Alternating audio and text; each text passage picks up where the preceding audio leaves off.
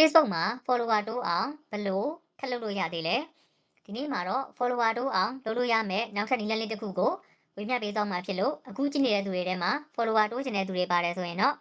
ဒီဗီဒီယိုလေးကိုအဆုံးထိကြည့်ပေးဖို့အတွက်တောင်းဆိုချင်ပါတယ်ဗီဒီယိုလေးမစခင်မှာကျွန်တော်ရဲ့ page လေးကို follow မလုပ်ရသေးဘူးဆိုရင် follow လေးလုပ်ပေးပါအောင်နော်ပထမဆုံးအနေနဲ့ကျွန်တော်တို့ professional dashboard ရဲ့အောက်ခြေနာကအစလေးသုံးဆက်ကိုအရင်နှိပ်လိုက်ပါနှိပ်ပြီးသွားပြီဆိုရင်တော့ပထမအနီရောင် box ထဲမှာပြထားတဲ့ share အုပ်စုကိုရှာရပါမယ်share ဆိုတဲ့စာသားကိုတွေ့ပြီဆိုရင်အဲ့ဒီအောက်ခြေနာမှာ invite people to connect ဆိုတာလေးရှိနေပါလိမ့်မယ်တွေ့ပြီဆိုရင်တော့အဲ့ဒီဟာလေးကိုနှိပ်လိုက်ပါနှိပ်လိုက်ပြီဆိုတာနဲ့ကျွန်တော်အခုပုံထဲမှာပြထားတဲ့ invite people who react ဆိုတဲ့နေရာလေးကိုရောက်သွားမှာပါ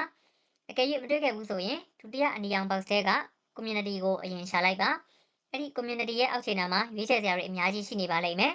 အဲ့ဒီထဲကမှ invite people ဆိုတာလေးကိုနှိပ်လိုက်ပါအဲ့ဒါဆိုရင်တော့ရှာတွေ့သွားပါလိမ့်မယ်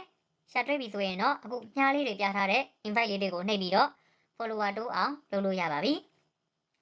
ကျွန်တော်စီမှာတော့ post 3ခုပေါ်နေပါတယ်ပထမ post မှာ3ယောက်ဒုတိယ post မှာ2ယောက်နဲ့တတိယ post မှာ1ယောက်က react တွေပေးသွားခဲ့ပါတယ်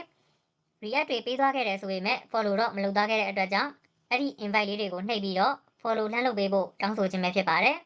ကိုက invite လှမ်းလုပ်လိုက်တဲ့အချိန်တစ်ဖက်ကတွေ့ပြီးလက်ခံပေးမယ်ဆိုရင်တော့ကို့အနေနဲ့ follower တွေတိုးသွားမှာပါဒီနေ့မှာတော့ follower တိုးအောင်လုပ်လို့ရမယ့်နည်းလမ်းလေးကိုဝေမျှပေးသွားခဲ့တာဖြစ်ပါတယ်အရင်ရက်တွေတုန်းကလည်း follower တိုးအောင်လုပ်လို့ရမယ့်နည်းလမ်းလေးတွေကိုဝေမျှပေးခဲ့ပူပါတယ်မတိလိုက်တဲ့သူတွေအတွက် comment မှာ link လေးချပေးထားမှာမို့လို့အဲ့ဒီ link လေးကနေဝင်ကြည့်သွားလို့ရပါတယ်ကဲအားလုံးပဲဒီနည်းလမ်းလေးကိုလုပ်ကြည့်ပူပါသလားဒါမှမဟုတ်အခုမှလုပ်ကြည့်မှလားဆိုတာလေးကိုလည်း comment မှာရေးပေးသွားပါအောင်နော်နောက်နေ့တွေမှာလည်းအခုလိုမျိုး Facebook CM နဲ့ပတ်သက်ပြီးဘူးတရရတာလေးတွေကိုဝေမျှပေးသွားမှာဖြစ်လို့ကျွန်တော်ရဲ့ page လေးကို follow မလုပ်ရသေးဘူးဆိုရင် follow လေးလုပ်ပေးသွားပါအောင်နော်အကယ်၍ဒီဗီဒီယိုလေးကတင်အတွက်အကျိုးတစုံပြရှိတယ်ဆိုရင် star လေးနဲ့ကူညီပြီးတော့အားပေးသွားဖို့အတွက်လည်းမေတ္တာရက်ခံချင်ပါတယ်အားလုံးကိုကျေးဇူးအများကြီးတင်ပါတယ်နောက်နေ့ကျရင်ပြန်တွေ့မယ်နော် bye bye